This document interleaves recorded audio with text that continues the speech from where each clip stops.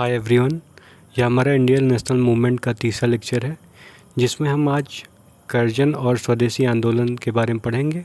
Even हम annulment of Bengal यानी कि बंगाल विभाजन के रद्द होने की घटना भी देखेंगे। तो चलिए स्टार्ट करते हैं। सबसे पहले बात करें कर्जन के टेन्योर की। आर छोड़ो कर्जन के टेन्योर की। तो कर्जन के टेन्योर को ब्लंडर्स एंड कमीशंस का टेन्योर भी कहा जाता है, यानी कि भूलों तथा आयोगों का कार्यकाल भी कहा जाता है। और इसका जो टेन्योर था वो 1899 से लेके 1905 तक था। ठीक है, पहली बात तो हो ही गई। ठीक है, अब बात करें कलकत्ता कॉरपोरेशन एक्ट 1899 की। तो ये कर्जन के टाइम में आया था। ये लाने का उद्देश्य क्या था? कर्जन ने इसको लाया था क्योंकि ये चाहते थे कि जो भी इलेक्टेड मेंबर हैं उनकी संख्या को घटा दिया जाए और जो नॉमिनेटेड मेंबर हैं उनकी संख्या को बढ़ा दिया जाए। ठीक है, जिससे कि इसको कमज़ोर किया जा सके। नेक्स्ट एक इम्पॉर्टेंट बात इसके टेन्योर की, इसी के टाइम में तिब्बत अभियान, तिब्बत एक्सपीडिशन हुआ था। ठीक है, कर्जन ने यंग हस्बैंड के नेतृत्व में एक सैन्य अभियान भेजा था। कहाँ पे? तिब्बत भेजा था।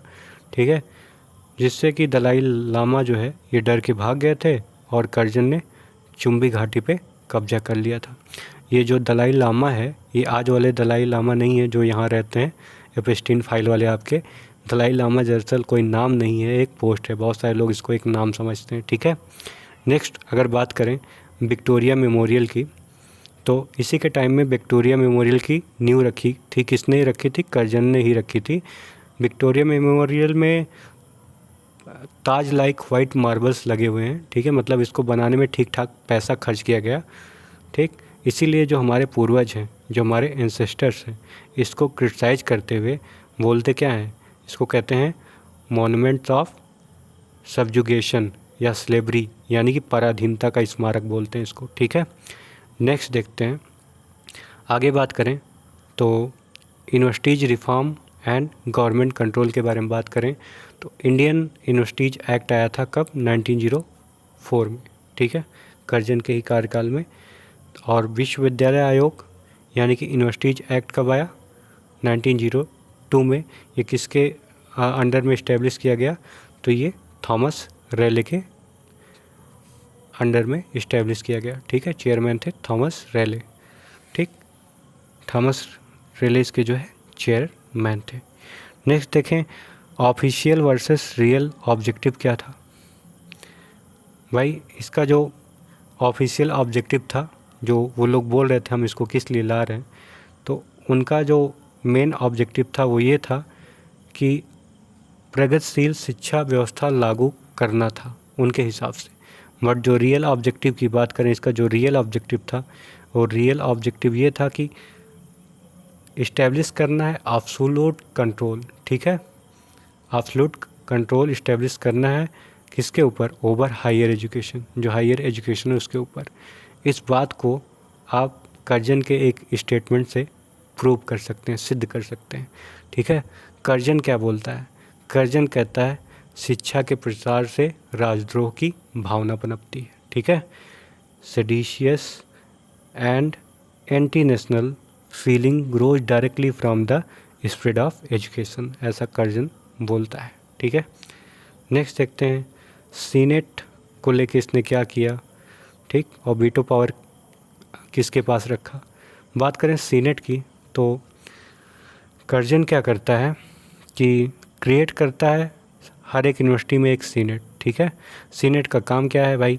पॉलिसीज ड्राफ्ट करना सीनेट का काम होता है। लेकिन जो गवर्नर जनरल है इसके पास वीटो पावर रख लिया जाता है, यानी वीटो पावर जो है खुद के पास रख लिया जाता है, यानी कि पूरे तरीके से कंट्रोल। ठीक है, और जो फेलोज हैं, फेलोज क्या होते हैं भाई? जो भी रिसर्चर्स हैं, जो भी यूनिवर्सिटी में रिसर्च करते रहते हैं, उनकी संख्या को क्या किया गया? उनकी संख्या घटा दी गई और उनकी नियुक्ति क्या है? पूरी तरीके से सरकार के अधीन कर दी गई।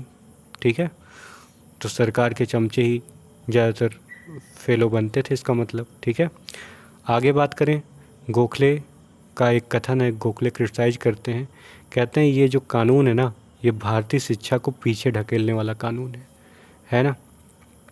आगे देखते हैं कर्जन के टाइम एक दिल्ली दरबार भी लगता है, सेकंड दिल्ली दरबार 1903 में। लेकिन हम तीनों दिल्ली दरबार के बारे में पढ़ेंगे क्योंकि एग्ज़ाम में तीनों दिल्ली दरबार से क्वेश्चन आते रहते हैं। ठीक, तो जैसा कि आप लोग पहले भी पढ़ चुके हैं, जो पहला दिल्ली दरबार लगा था, कब लगा था? 1877 में। किसके टाइम में? लॉर्ड लिटन के टाइम में, जब महारानी विक्टोरिया आई थी और इनको जो है केसरी हिंद की उपाधि दी गई थी। और 1903 की बात करें, दूसरे दिल्ली दरबार की, तो कर्जन के टाइम में लगा था। ठीक, एडवर्ड सप्तम के राजभिषेक के उपलक्ष्य में ये दिल्ली दरबार लगाया गया था। इसमें भी ठीक ठाक पैसा खर्च हुआ। और जो तीसरा दिल्ली दरबार था, ये 1911 में लगता है। ठीक है, वही 1911 में एनलमेंट ऑफ बंगाल भी होता है, यानी कि बंगाल विभाजन रद्द होता है। इसका आयोजन लॉर्ड हार्डिंग के कार्यकाल में हुआ था, जिसमें जॉर्ज पंचम जो है ये भारत को आए थे। ठीक है, ठीक है, नेक्स्ट देखते हैं। पार्टीशन ऑफ बंगाल के बारे में बात करें, 1905। ठीक, द डिवाइड। पॉलिटिकल सेटअप और जियोग्राफी के बारे में बात करते हैं इसके। तो जो की एडमिनिस्ट्रेटर थे, यानी कि जो गवर्नर जनरल थे, वो कौन थे उस टाइम? तो लॉर्ड कर्जन थे। एंड्रू फ्रेजर लेफ्टिनेंट गवर्नर थे बंगाल के। और जो रिजले थे, ये रिजले थे होम सेक्रेटरी ऑफ इंडिया। ठीक है,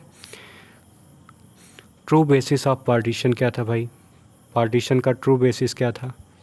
it was executed entirely on communal ground. ठीक, to create a religious divide.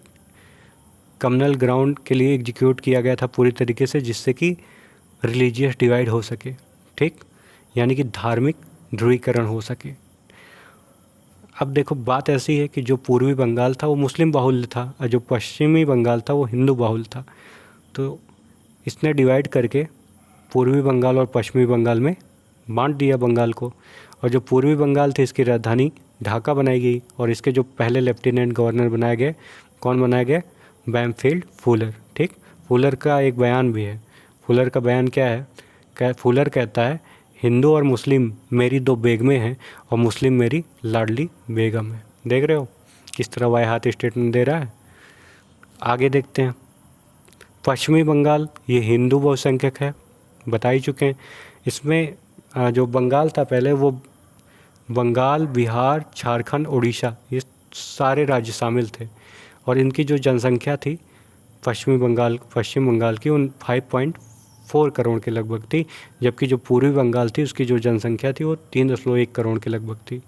ठीक है, अब सरकार क्या कह रही है कि हम इसको डिवाइड क्यों कर रहे हैं? सरकार तो कह रही है हम तो भाई एडमिनिस्ट्रेटिव कन्वीनियंस के लिए, ठीक है, इसको डिवाइड कर रहे हैं। यानी कि प्रशासनिक समस्या हो रही, इतना बड़ा स्टेट नहीं संभाल रहा है, तो प्रशासनिक समस्या है, इसके लिए हम इसको डिवाइड कर रहे हैं। लेकिन वास्तविक उद्देश्य तो सब जानते हैं। वास्तविक उद्देश्य क्या था भाई? जो मुस्लिम समुदाय हैं, इनको आंदोलन से अलग कर दो और राष्ट्रवाद को कमज़ोर करना इसका मेन उद्देश्य था। ठीक है, आगे देखते हैं। द आउटब्रेक ऑफ स्वदेशी मूवमेंट। स्वदेशी मूवमेंट का आउटब्रेक कैसे होता है? बंग भंग आंदोलन की समय रेखा, रूपरेखा क्या थी, किस तरह से शुरू होता है, उसके बारे में बात करें। बात है 20 जुलाई 1905 की, जब ब्रिटिश सरकार द्वारा बंगाल विभाजन की आधिकारिक घोषणा कर दी गई। कब? 20 जुलाई 1905 को। 7 अगस्त 1905 दूसरा इम्पोर्टेंट डेट। तीसरा इम्पोर्टेंट डेट 16 अक्टूबर 1905। एग्जाम में पूछता रहता है अक्सर, डेट से भी क्वेश्चन। ठीक है, तो 7 अगस्त 1905 को क्या हुआ भाई? 7 अगस्त 1905 को बंगाल विभाजन की जो घोषणा की गई थी, उसके लिए यहाँ पे बाइकॉट और स्वदेशी मूवमेंट फॉर्मली लॉन्च कर दिया गया, ऑफिशियली लॉन्च कर दिया गया। ठीक है, कहाँ से भाई? कलकत्ता टाउन हॉल से उसकी आधिकारिक घोषणा, मतलब कि ऑफिशियली लॉन्च कर दी गई। ठीक, 16 अक्टूबर 1905 को क्या होता है भाई? 16 अक्टूबर 1905 को partition of Bengal officially came into effect. आधिकारिक रूप से क्या हो जाता है? लागू हो जाता है। अब इसका विरोध करने के लिए क्या होता है? इसका विरोध करने के लिए शोक दिवस और राखी दिवस मनाया जाता है। रामेन सुंदर त्रिवेदी थे, इनके सुझाव पे शोक दिवस यानी कि मॉर्निंग डे, और जो रविन्द्रनाथ टैगोर हैं, इनके सुझाव पे राखी दिवस मनाया जाता है। राखी दिवस क्या था? हिंदू मुस्लिम के हाथ पे राखी बांधेंगे, मुस्लिम हिंदू के हाथ पे राखी बांध के जो है दिखाएंगे कि हाँ भाई बड़ा एकता है। ठीक है, तो उसके लिए था। ठीक। फाउंडेशन ऑफ फेडरेशन हॉल, इसकी स्थापना करते हैं आनंद मोहन बोस, और इनका जो स्पीच था, ये बीमार थे इसलिए इनका स्पीच डिलीवर करते हैं सुरेंद्र नाथ बनर्जी। ठीक है, क्योंकि आनंद मोहन बोस बीमार थे। ठीक। Federation, foundation of federation hall इसी टाइम में होता है। आगे देखते हैं all India spread and religious leaders के बारे में बात करें, यानी कि ये जो मूवमेंट था बंग भंग आंदोलन, ये जो है पूरे देश में स्प्रेड कैसे होता है। ठीक। कौन चाहते थे इसको स्प्रेड करना, कौन नहीं, उसके बारे में बात करने वाले हैं हम। यहाँ पे नरम दल बनाम गरम दल हो गया। जो गरम दल के नेता थे, जाहिर सी बात है वो इस आंदोलन को पूरे भारत में स्प्रेड करना चाहते थे, बंगाल के बाहर भी लेके चलना है। बट जो नरम दल के थे वो चाहते थे भाई ये बंगाल तक सीमित रखो, ज़्यादा हो गया तो दिक्कत हो जाएगी। ठीक है, तो इसको ज़्यादा से ज़्यादा स्प्रेड करने का प्रयास किया जाता है। देखते हैं कौन कहाँ से लीड कर रहा था। सबसे पहले इम्पोर्टेंट बात, दिल्ली से कौन लीड कर रहा था, तो दिल्ली से जो लीड कर रहे थे वो थे सैयद हैदर रजा, और यूपी से कौन लीड कर रहा है, स्वामी श्रद्धानंद। पंजाब से जाहिर सी बात है, जग जाहिर है, लाला लाजपत राय करेंगे और अजीत सिंह भगत सिंह के चचा। ठीक है। महाराष्ट्र क्षेत्र से कौन कर रहा है, ये भी जग जाहिर है कि गंगाधर तिलक करेंगे। ठीक। ये कैसे करते हैं, ये गणपति उत्सव, शिवाजी महोत्सव और स्वदेशी प्रसारणी सभा के माध्यम से इस आंदोलन को बढ़िया से फैलाते हैं। कहाँ पे, महाराष्ट्र में। अब बात करें मद्रास की, तो मद्रास से हैं हमारे चिदम्बरम पिल्लई। ठीक है। इनको, चिदम्बरम पिल्लई को दक्षिण में स्वदेशी के जनक और दक्षिण का तिलक भी कहा जाता है। इन्हीं चिदम्बरम पिल्लई ने फर्स्ट स्वदेशी नेविगेशन कंपनी की नींव डाली थी। ठीक है, आगे भी बताएंगे। और जो आनंद चार्लू हैं इनके साथ थे। जबकि आंध्र प्रदेश की बात करें तो आंध्र प्रदेश से कौन थे भाई, आंध्र प्रदेश से हैं सर्वोत्तम राव। आंध्र प्रदेश से कौन है, हरि सर्वोत्तम राव। इन्होंने कमान संभाली थी। ठीक है, आगे देखते हैं social dynamics and government separation. ठीक, सोशल डायनेमिक्स और गवर्नमेंट सेपरेशन देखते हैं। सोशल डायनेमिक्स क्या थी और गवर्नमेंट किस तरह से सप्रेस करती है चीज़ों को। सबसे पहले मास पार्टिसिपेशन एंड सर्कुलर्स के बारे में बात करते हैं। तो भाई ये स्वदेशी आंदोलन ऐसा था जिसमें फर्स्ट टाइम मास पार्टिसिपेशन हुआ था। तिलक ने इसमें जो है बहुत बड़ी भूमिका निभाई थी, इसीलिए तिलक को फर्स्ट मास लीडर बोलते हैं। इससे पहले इतना बड़ा मास कभी कलेक्ट नहीं हुआ था। ठीक है, तो छात्रों और महिलाओं की भूमिका क्या थी। इस आंदोलन के जो सर्वा थे, जो सबसे खतरनाक भूमिका में थे, ये भूमिका छात्रों की ही थी जो यूनिवर्सिटीज़ में पढ़ते थे, कॉलेजेज में पढ़ते थे। ठीक है, और महिलाओं ने पहली बार इसमें जो है ठीक ठाक मात्रा में भाग लिया, बड़े पैमाने पर भाग लिया।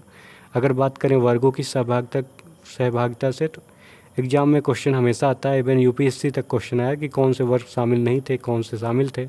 तो भाई यहाँ पे शामिल हैं आपके urban middle class, upper class, labour class, ये सब ज्वाइन करते हैं। लेकिन but most of the farmers and majority of Muslim remains aloof, और अधिकांश किसान और बहुसंख्यक मुस्लिम इस आंदोलन से क्या रहे, अलग रहे। ठीक, अब कार्लाइल सर्कुलर के बारे में बात करें तो ये सरकार की एक दमनकारी नीति है। इसमें क्या था, इसमें ये था कि बंगाल के मुख्य जो सचिव थे, कौन, कार्लाइल, इनके द्वारा छात्रों को राजनीतिक आंदोलन में भाग लेने से रोकने के लिए यह जो कार्लाइल सर्कुलर जो है जारी किया गया था। ठीक, कि जिससे कि आंदोलन को ज़्यादा से ज़्यादा दबाया जा सके और जो है जो भी छात्र हैं वो राजनीतिक आंदोलन में भाग ना दें। अब इसके विरोध में सचिंद्र प्रसाद बोस ने क्या किया, इसने कहा आओ हम एंटी सर्कुलर कमेटी बनाते हैं। ठीक है, तो एंटी सर्कुलर कमेटी का गठन किया इसके विरोध में।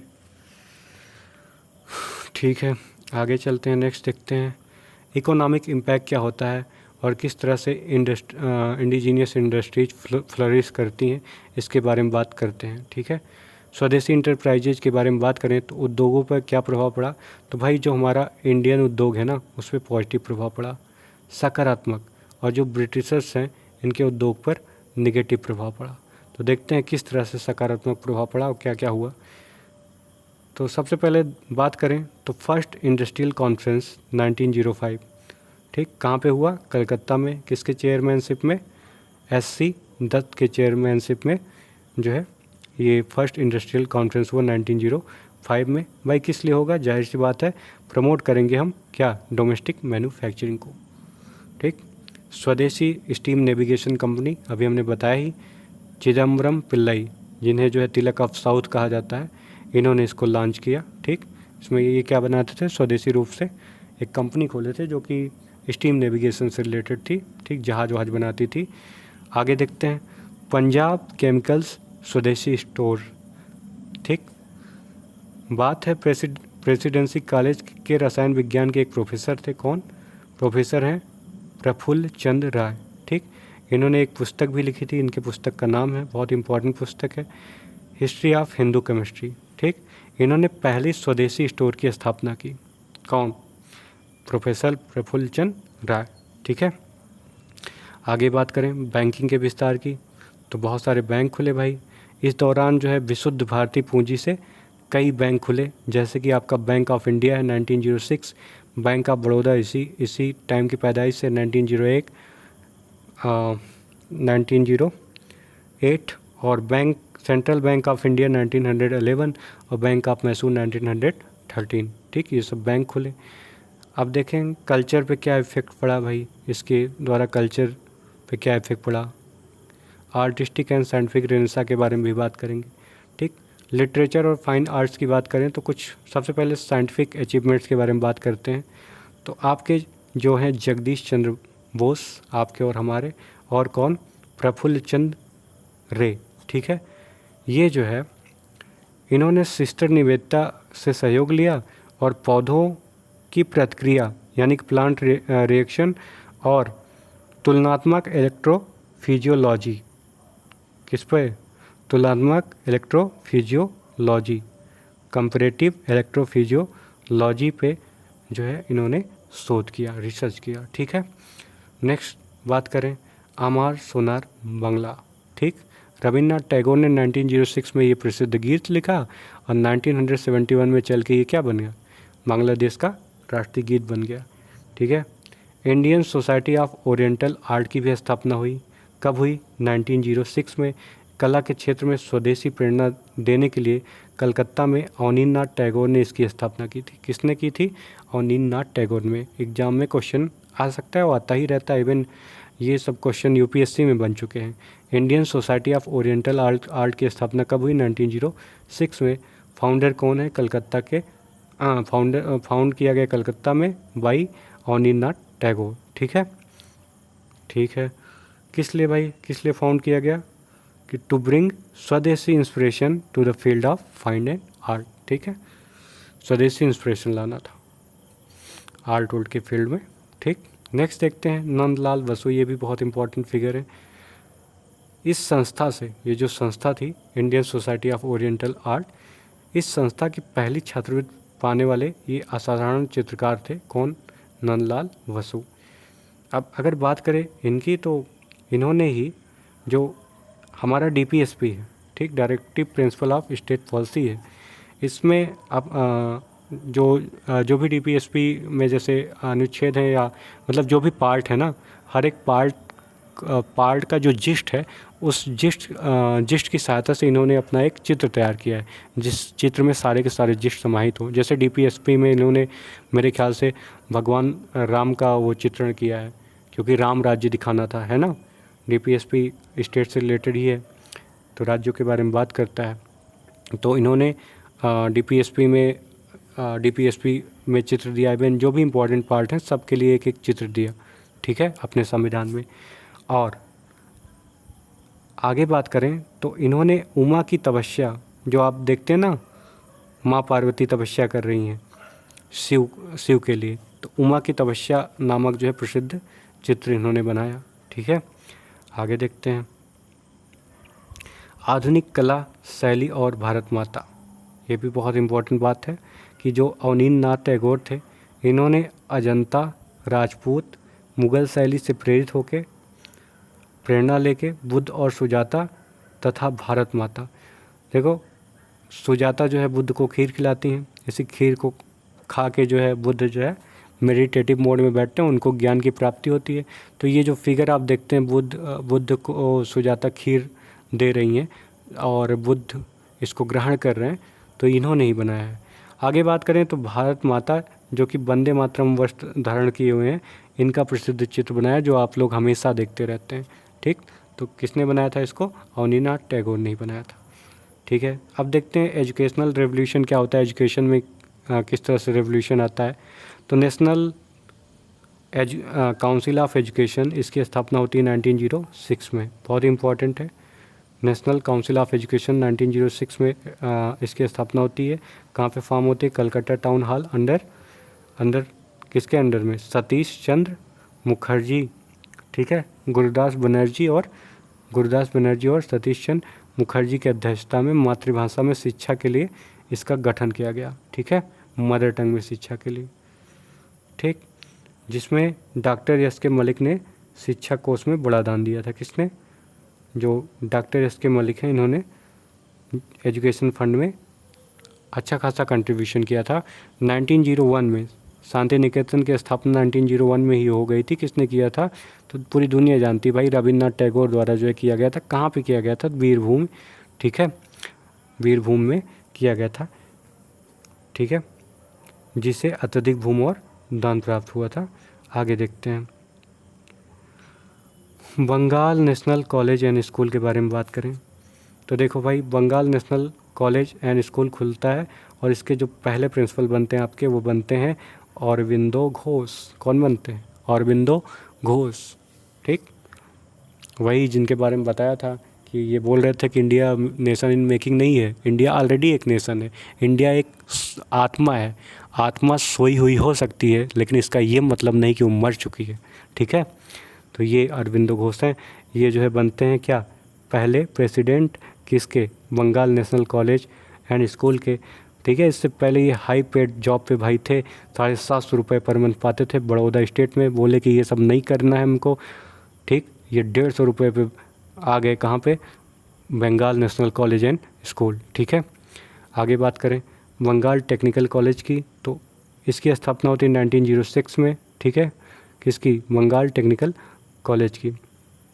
ठीक, इसकी भी स्थापना हो जाती है 1906 में। आगे बात करें तो media organisation and Congress rift के बारे में बात करना है। तो चलिए बात करते हैं, प्रेस का क्या रोल है और पॉलिटिकल क्रैकडाउन क्या है। ठीक, तो बात करें ये जो आंदोलन था, इसमें किसने भूमिका निभाई। तो सबसे पहले हम जर्नलिस्ट की ही बात कर लें तो जर्नलिस्ट जो आपके इम्पोर्टेंट थे वो थे H.W. नेविल्सन। इन्होंने स्वदेशी आंदोलन में बहुत बड़ी भूमिका निभाई। इन्होंने स्वदेशी आंदोलन का एक चीज़ों को बहुत ही विस्तार से वर्णित किया। ठीक है, इसके बाद बात करें तो आपका एक न्यूज़पेपर है संजीवनी, जो कि कृष्ण कुमार मित्र ने चलाया था। ठीक, एडिटर वही थे। इसने भी बहुत बड़ा रोल निभाया। ठीक है, और बंगाली, दूसरी पत्रिका है बंगाली। ठीक, ये भी बहुत ही इम्पोर्टेंट पत्रिका थी। आगे देखते हैं स्वदेश बांधव समिति। इसकी स्थापना कौन करता है भाई? अश्विनी कुमार दत्त करते हैं स्वदेश बांधव समिति की स्थापना। ठीक है, ठीक है। अब ये जो स्वदेश बांधव समिति थे, इसमें बहुत भारी संख्या में छात्र थे और इसकी पूरे बंगाल में कितनी शाखाएँ थी? 159 जो है शाखाएँ थी। ठीक, नेक्स्ट बात करें तो बनारस सेशन में क्या होता है भाई? बनारस सेशन होता है 1905 में। कब? 1905 में। कौन प्रिसाइड करता है? गोखले करते हैं। और इसी जो है सेशन में गोखले क्या कहते हैं? गोखले जो कर्जन है ना, इनकी तुलना कर देते हैं औरंगजेब से। ठीक है, पीछे स्टेटमेंट में बताया दूसरे लेक्चर में। आगे बात करें कलकत्ता सेशन की 1906 में, तो कलकत्ता सेशन 1906 में कौन प्रिसाइड करता है? प्रिसाइड करते हैं दादा भाई नरौजी। ठीक है, और इसमें 4 हिस्टोरिक रेजोल्यूशन पास किए जाते हैं। ठीक, 4 हिस्टोरिक रेजोल्यूशन पास किए जाते हैं। पहला बाइकआउट करना है, दूसरा नेशनल एजुकेशन, अगला स्वदेशी और स्वराज। ठीक है, ये 4 चीज़ें जो है पास होती हैं। बहिष्कार, राष्ट्रीय शिक्षा, स्वदेशी, स्वराज। ठीक है, नेक्स्ट देखते हैं सूरत स्प्लिट की बात करें। सूरत स्प्लिट में अध्यक्ष कौन रहेंगे? रास बिहारी घोष रहेंगे। ठीक है, इसमें जो है स्प्लिट हो जाता है मॉडरेट्स और एक्सट्रीमिस्ट में, इन्हीं सब चीज़ों को लेके। ठीक, मतलब कि जो आइडियोलॉजी थी दोनों की अलग अलग थी। ये 1905 में भी क्या होता है कि मॉडरेट्स चाहते हैं कि भाई आंदोलन बंगाल तक रहे, लेकिन एक्सट्रीमिस्ट क्या चाहते थे, पूरे इंडिया में फैले, है ना। आगे देखते हैं तिलक की गिरफ्तारी और जो है मिंटो का क्या बयान है। तिलक की गिरफ्तारी भाई 1908 में ही हो जाती है। 6 साल के लिए चले जाते हैं कहाँ, मांडले जेल, और 1914 में 6 साल बाद छूटते हैं। इसमें जो है लॉर्ड डोल नहीं, मिंटो, एक सेकंड, इसमें जो है मिंटो ने मार्ले को लिखा था, क्या लिखा था, लिखा था कि सूरत में कांग्रेस का पतन हमारी बहुत बड़ी जीत है। ठीक, नेक्स्ट देखते हैं द क्लाइमेक्स और एनलमेंट एंड कैपिटल शिफ्ट 1911 का। तो द थर्ड दिल्ली दरबार, ठीक, कब लगता है, 1911 में, लॉर्ड हार्डिंग के कार्यकाल में।